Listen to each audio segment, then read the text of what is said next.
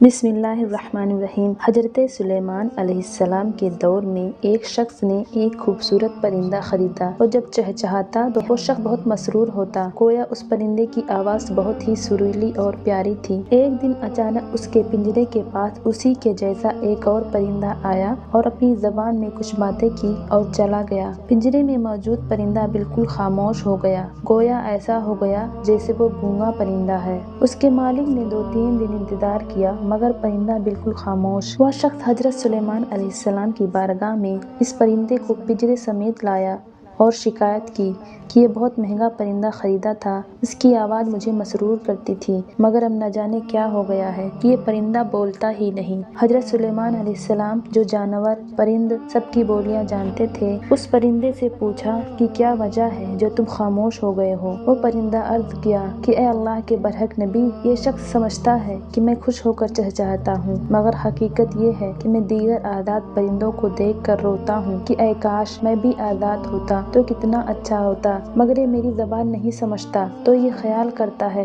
جیسے میں بہت خوشی سے گنگنا رہا ہوں۔ پھر ایک دن میرا ہم جنس میرے پاس آیا اور کہا کہ یہ شخص تیری زبان نہیں سمجھتا بلکہ سمجھتا ہے تو بہت سریلی آواز کے ساتھ خوشی خوشی چہچہا رہا ہے۔ اگر تم اس کی قید سے آزاد ہونا چاہتے ہو تو رونا چھوڑ دو، بولنا اور فریاد کرنا بھی چھوڑ دو کہ اس پر تمہارے الفاظ اثر ہی نہیں کرتے کیونکہ یہ تمہارے درد کو سمجھ ہی نہیں سکتا۔